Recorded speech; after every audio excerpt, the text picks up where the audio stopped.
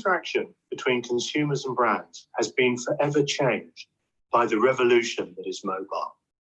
Marketing is now closer, personal, powerful, and pervasive. We have a once-in-a-generation transformation going on in the relationship between consumers and marketers. The MMA, led by marketers, leads this imperative for marketing change in ways that shape the future and drive business growth today. My name is Chris Babioli, and I'm the Managing Director for the MMA across EMEA.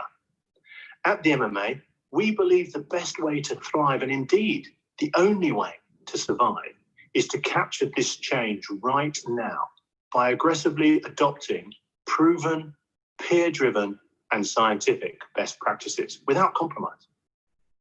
In all that we do, we are committed to bringing the right people together to challenge the status quo and provide a path forward. We invest millions in rigorous research to arm marketers with truths and with actionable tools. Our mission is to enable marketers to drive innovation and enduring business value in an increasingly dynamic and mobile connected world. We're comprised of over 800 member companies globally, structured regionally, EMEA, APAC, LATAM, and North America, with 14 regional offices. The MMA is the only marketing trade association that brings together the full ecosystem of marketers, agencies, tech providers, and sellers working collaboratively. Whatever your company, lean in, come and join us, and link arms to take our industry forwards. We are all about building capabilities for your success. So today, I'm delighted to welcome each and every one of you to our MMA EMEA video podcast show, under the umbrella series of There Is No New Normal. Without further ado, let me introduce you to Peggy Ann Saltz, who's going to be our moderator today. She's MMA Germany's Chief Content Officer, a host of the Mobile Presence podcast show, which is a top 25 worldwide marketing podcast. And she's also a senior Forbes contributor. Over to you, Peggy. Thanks, Chris, and thank you for joining There Is No New Normal. I'm your host, Peggy Ann Saltz, mobile analyst, tech consultant, and chief content officer on the board of the MMA Germany. And in this series, we show you how brands and marketing experts are shaping the industry and managing disruptive change. Today, we're looking at the streaming revolution. Record numbers are using mobile apps and connected TVs to access and enjoy video streaming content. It's a massive and multi-channel opportunity as consumers flock to subscription apps or ad-supported streaming offers, or both. My guest today will share research and insights to help marketers take advantage of what connected TV, CTV, has to offer. He's responsible for the strategic product development and working on topics such as OTT, subscriptions, and super apps at Adjust. So it's great to have you here today, High Spirit Poll's product strategist at Adjust, here on There Is No New Normal. Thank you. It's a pleasure. So as I said at the top, massive opportunity, but I think we need to sort of frame it, right? I'm talking about OTT, CTV, OVOD, right? SVOD, or if we're calling it SVOD, who knows? A slew of new terms, abbreviations we're all going to need to learn in 2021. So just be my guide here for a moment here and walk us through the differences that marketers need to know. The short version when it comes to CTV and OTT is that CTV is the device and OTT is the service. Now, CTV stands for connected television, and it's a category capturing smart TVs, streaming devices like a Roku set-top box, and sometimes gaming consoles. Now, OTT, which stands for over the top, are services that deliver content, usually video content, directly to consumers, bypassing traditional intermediaries such as broadcasters, cable companies, or even video rental stores for that matter.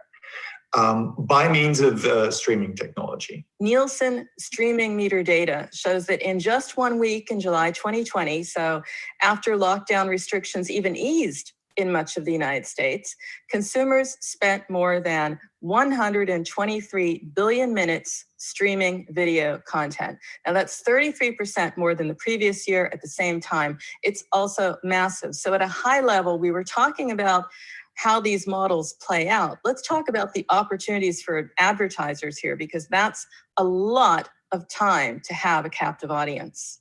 Yes. And it's not only that it's massive, but there's something which I would like to call the push factor for advertisers. Now, this time is coming from somewhere, and this somewhere is the phenomenon called cord cutting, which means that consumers are unsubscribing from cable services in favor of Netflix, Hulu, and similar OTT streaming services. In fact, the youngest generations we are now seeing are cord nevers, right? So that means that advertisers who limit themselves to traditional linear TV will, I think the most shocking numbers I've seen, will miss at least 1/3 of their US audiences.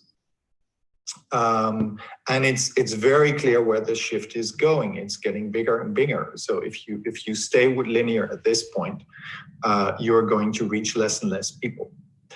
CTV has such a huge potential for advertisers because it brings the best of two worlds together, namely television and digital.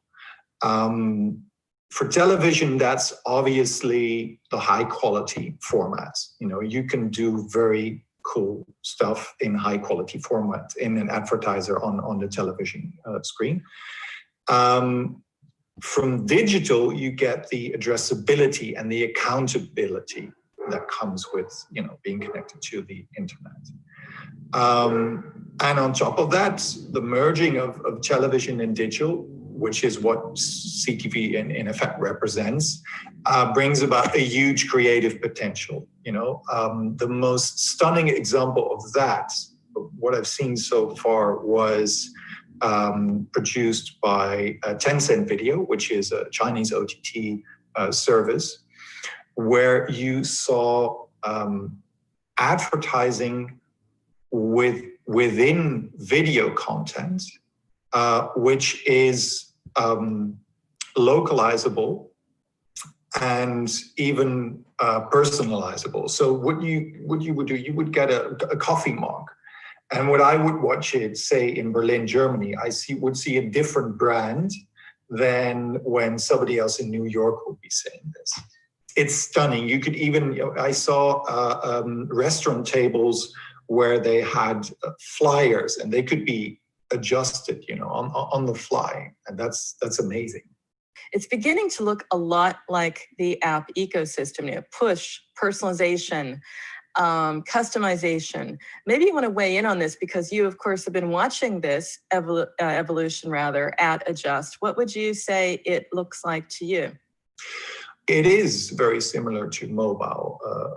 You have, you know, you're in the same situation when you have a mobile phone with Android. You have various apps on it, as you have a connected TV, which has Roku as the operating system, and then you have various applications on your Roku platform.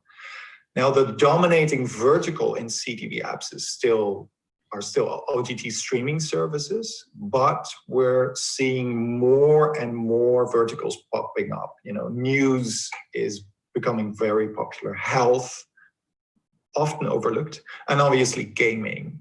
So that means that the television is going through a similar development as the mobile device when it became digitalized, you know, with the first smartphone, from something which has a single purpose. So with television, it was watching TV, and with the mobile phone, it was, you know, you're connecting with people, the television device is still the modern equivalent of the fireplace. It's a place where people gather. It's a social device and it's stationary.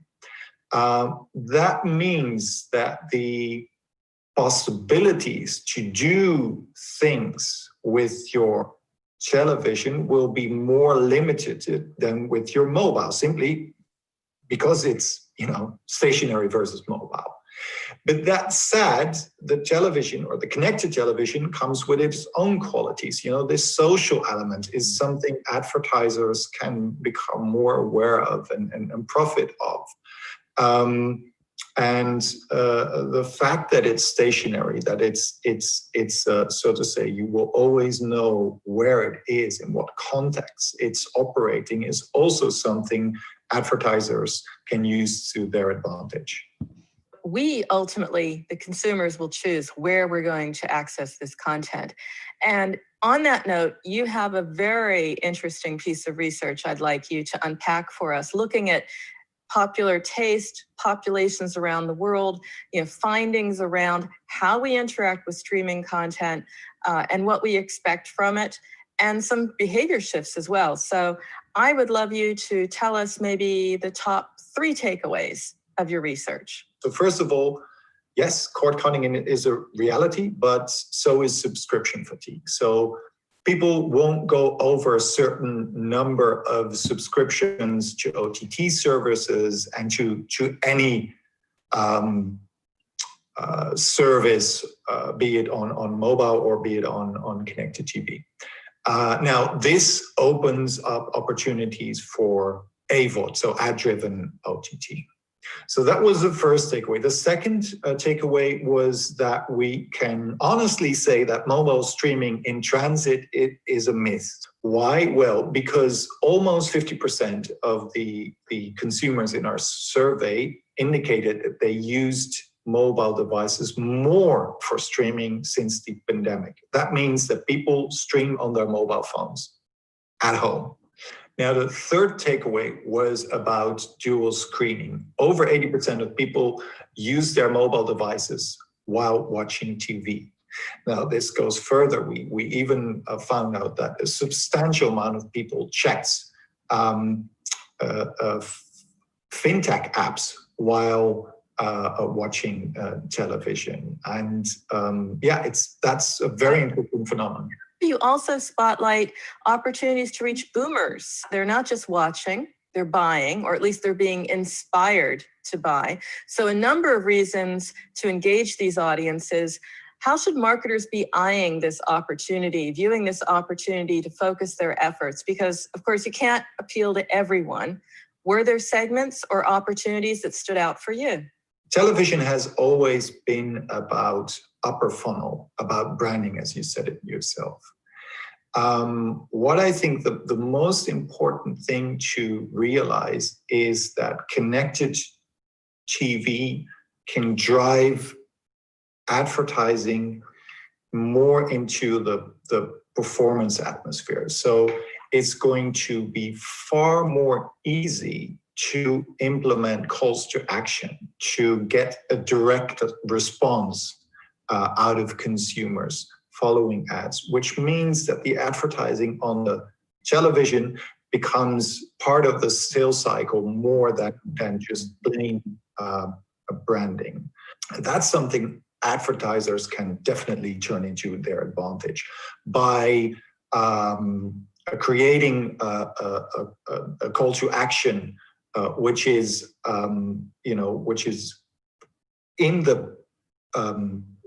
the ad that appears on the television, but immediately links to the mobile phone.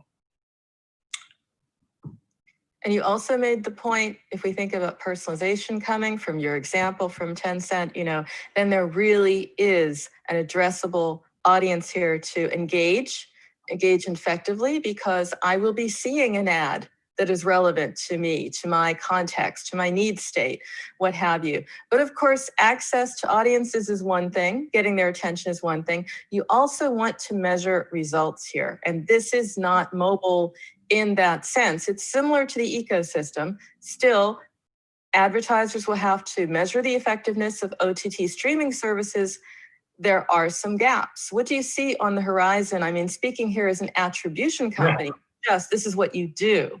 So how can marketers start to prepare for this?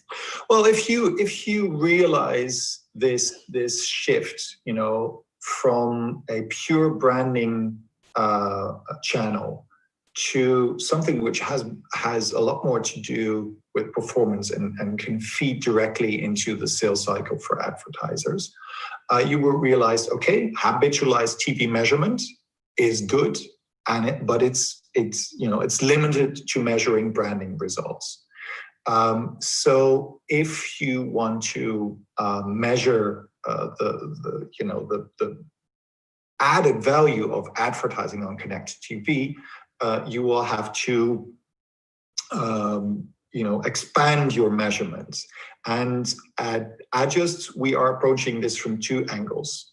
First, we are enclosing advertising served on connected TV as a measurable ad source for mobile marketers. Right now, mobile marketers, when they advertise on OTT services, it's basically throwing money into the dark.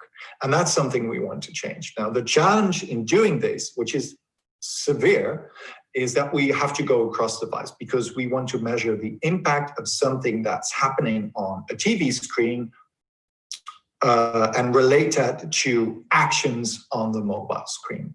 But we found a way by creating partnerships with the biggest OTT services, and we are very ready to launch the first. And that means that we can do that. We can measure directly, coming from a performance logic, the impact of OTT advertising on the mobile device.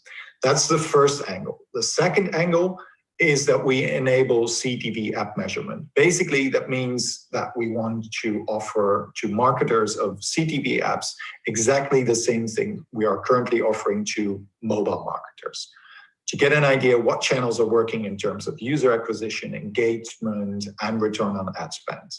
And this is very much connected to the platform, but we already have the biggest ones in our portfolio: Android TV, Apple TV, Amazon Fire TV, and Roku. Our software is compatible with these platforms, which means that we can measure results there. And when I talk about how marketers need to prepare, can you just, at a high level, I don't want all of the details, I don't want you to go down into the weeds with me, but I do want marketers to understand how this is done. What are they doing differently? Are they doing something different in how they implement this or just how they measure it? I think what is key on a very practical level is that this whole click-through logic we're familiar with from desktop and from mobile is not there on the connected TV. People don't click on ads. Mm-hmm. That has consequences for measurement, and it also has consequences for the way advertisers implement advertising campaigns. So when I talked earlier about measuring the impact of an ad on an OTT streaming service on the mobile device, what you're talking about there is still the impact of the impression, and we have no click that's going from the television device to the mobile device. So that's a difference in logic, so to say.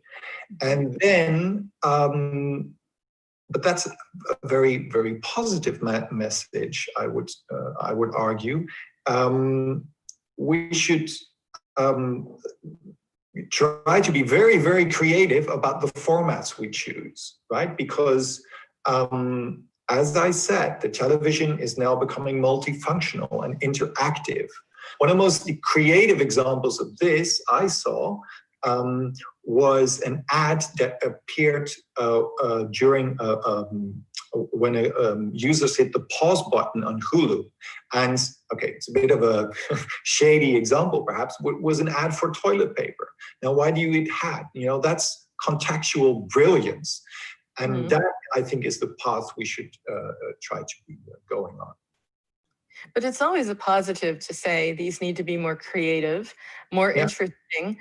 So streaming is obviously here. It was a trend that was pre-pandemic, and it's since accelerated. And your own research shows that as well. So looking ahead, my first question is to ask you, Gijsbert, is this permanent?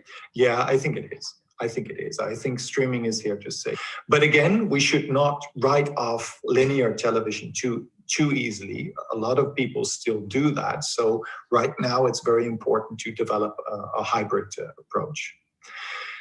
If you want to look at the very long run, all devices will become connected to the internet, will become smart, and have applications on them. As an advertising industry, we need to put a lot of research in and perhaps anticipate better than we've done in the past how this will change the way these devices are used and how we can adjust our advertising strategies accordingly. On top of that, with all these devices being connected, you get a very intense dynamic between these devices. Now, that's a very exciting world to be in, and where advertisers can play a very, very important and positive role in making sure that people get the right messages at the right time and facilitate actions. So I'd like to conclude by asking you a quick question with super important answers, because I'd like to understand from you, from your perspective, streaming is so integral already to our daily routine. Who are the big winners, maybe the big losers, the biggest challenges ahead? I think with subscription fatigue really being a thing, we're going to see more ad-driven OTT services in the next couple of years. What we're also going to see, and I think this is a somewhat underestimated development, are niche OTT services that reach out to a very specific audience. Now, this audience can be defined by location, by a specific region, by the use of a specific language, or by interest. I think we're going to see OTT streaming services for gamers, for example, that might even blur, the separation of verticals between, the video and gaming there. And that's going to be a very interesting thing to watch. And there is where the next big gains are going to be observed. You're obviously watching all of the developments in the OTT space. What's the best way to stay in touch with you? Oh, you can follow me on LinkedIn. And I regularly post about things I observe in the OTT CTV space there. Everybody's very welcome from the industry to reach out to me there. And I'm open to questions, and I'll try to answer them to the best of my abilities. Thank you, Gijsbert. Thank you so much for sharing your research, sharing your insights, and taking the time. It was a pleasure. Thank you. And thank you, of course, for tuning in. We'll have more marketers, more companies in this series. There is no new normal. So stay tuned. We'll watch for you. And of course, you can always catch up on our YouTube channel, subscribe to it, pass it around, share it, love it. Do what you can to spread the word around the content we're creating here. I'm your host, Peggy Ann Saltz, signing off. Remember, keep well, stay safe, and have a great day.